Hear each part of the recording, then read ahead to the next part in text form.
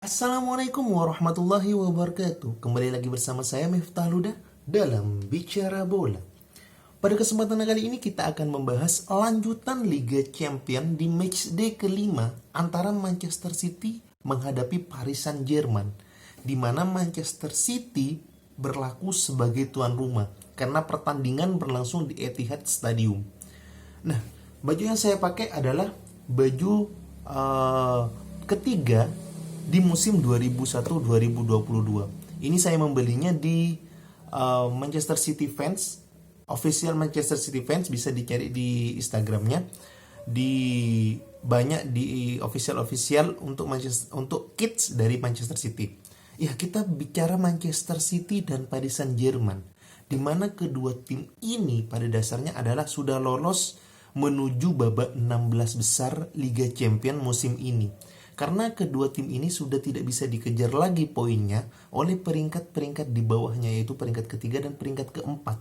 Akan tetapi ini akan menjadi sebuah gengsi. Gengsi kenapa? Karena kemenangan dari kedua tim ini akan memangkas atau memastikan diri menjadi juara grup. Walaupun di pertandingan terakhir masih memiliki kesempatan untuk merubah nasibnya menjadi juara grup atau tidak. Namun ketika Manchester City yang memenangkan pertandingan, maka secara otomatis Manchester City akan menjadi juara grup di grup A ini. Dan terbukti Manchester City mampu mengalahkan Paris Saint-Germain di kandangnya dengan skor 2-1. Manchester City, kita tahu Manchester City bermain sangat menguasai pertandingan, sangat menguasai bola. Semua tim yang menghadapi Manchester City dibuat mesti akan bertahan.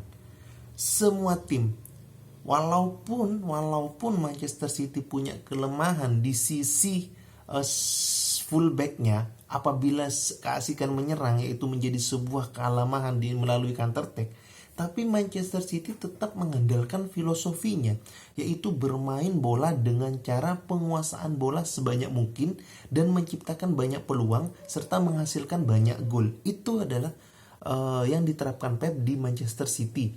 Nah, di pertandingan kali ini Manchester City sangat unik, teman-teman, karena Manchester City menurunkan pemain-pemain seperti Zinchenko yang notabene dia lebih kepada sayap atau wingback yang pada dasarnya diplot oleh Pep di beberapa musim yang lalu, bahkan di musim ini juga kadang ditempatkan di wingback. Tapi pada kesempatan kali ini malah Zinchenko dimainkan di posisinya, yaitu sebagai lini tengah, tapi agak didorong sama Pep menjadi attacking midfield, di mana false name-nya adalah Bernardo Silva. So far selama di babak pertama Zinchenko agak sedikit ragu-ragu atau sedikit nervous dibandingkan pemain-pemain yang lain. Mungkin karena posisinya yang baru, yang mana bergerak leluasa di lini tengah, yang sebelumnya hanya bergerak dari sisi sayap kiri, sekarang bergerak dari sisi tengah, sehingga Zinchenko agak sedikit nervous. Namun ketika menit-menit belasan hingga akhir babak pertama, Zinchenko sudah mulai padu di babak pertama. Ini yang menjadi catatan adalah Raheem Sterling, lagi-lagi Raheem Sterling. Di sini penyerangan di babak pertama dari Manchester City yaitu dari sisi kanan. Ketika dari sisi kiri yang dimana ditempati oleh Raheem Sterling akan selalu keblok, akan selalu ke delay bolanya, sehingga tidak mampu dimanfaatkan menjadi sebuah peluang. Nah, penyerangan dari Manchester City di babak pertama yaitu dimulai dari sisi kanan, di mana Bernardo Silva dan seorang Riyad Mahrez itu yang menjadi aktornya. Bahkan peluang tercipta ketika Mahrez mampu memanfaatkan bola dari Bernardo Silva, namun ada Achraf Hakimi yang menahan bolanya sehingga bola tidak terjadi gol. Peluang kedua didapati oleh Ilkay Gundogan yang mana berdiri di depan para pemain atau di depan mulut gawang dari PSG yang ditutup oleh para pemain PSG. Namun bola kebentur tiang gawang.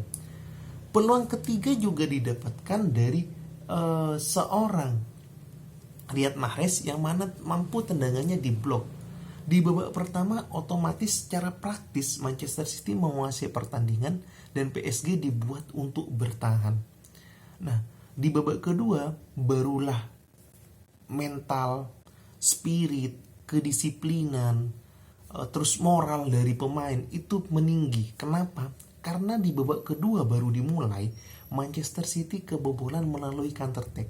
Seperti yang saya jelaskan di awal tadi, bahwa Manchester City kelemahannya adalah di fullbacknya. Ketika keasikan menyerang, mereka akan keteteran ketika diladeni oleh counter attack lawan. Terbukti Nuno Mendes mampu menusuk ke dari sisi sayap dan kombinasi dengan Lionel Messi kepada Ander Herrera. Lionel Messi akhirnya memberikan umpan lagi kepada Mbappe dan mampu menceploskan bola ke gawang. Di saat itu langsung Zinchenko ditarik keluar oleh Pep Guardiola, digantikan oleh Gabriel Jesus untuk menggedor lini pertahanan dari PSG.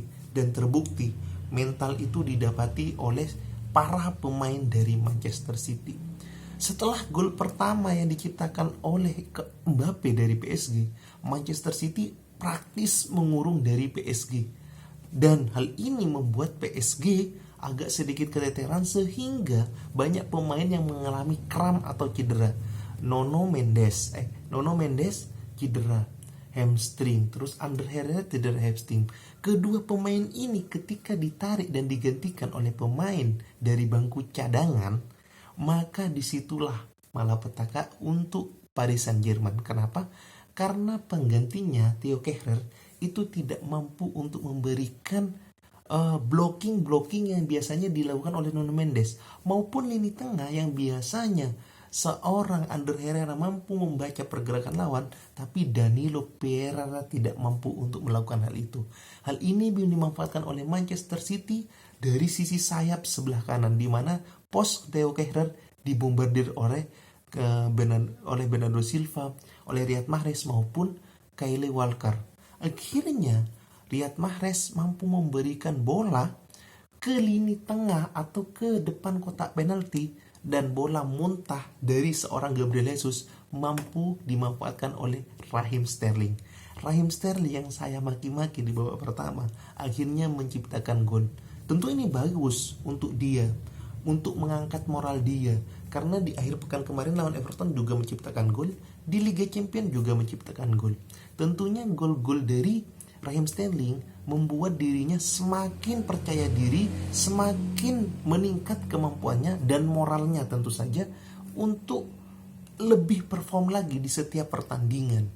Dan selain itu, Manchester City juga memberikan banyak tekanan kepada Paris Saint-Germain, akan tetapi masih banyak dipatahkan oleh lini pertahanan dari Paris Saint-Germain. Dan puncaknya di menit 63, di mana umpan silang dari seorang Rodri mampu dimanfaatkan oleh Riyad Mahrez untuk mengirimkan umpan ke depan mulut gawang. Alhasil Bernardo Silva dengan tenang memberikan asis matang kepada Gabriel Jesus dan gol 2-1 untuk Manchester City. Menurut saya pertandingan kali ini untuk Manchester City maupun Paris Saint-Germain sangat-sangat memukau, apalagi untuk Manchester City lebih meningkat lagi moralnya, lebih meningkat lagi daya dobraknya, apalagi mentalnya, sehingga dia mampu atau mereka mampu menguasai pertandingan dan memenangkan pertandingan walaupun kebobolan lebih awal dari Kylian Mbappe dari Paris Saint-Germain. Tentu Pep Guardiola patut diapresiasi dalam pertandingan kali ini karena mampu memberikan moral lebih kepada pemain, spirit lebih kepada pemain, dan pemain mampu menerapkannya di lapangan. Sehingga selamat untuk Manchester City menjadi juara grup A di Liga Champions musim 2001-2022. See you guys.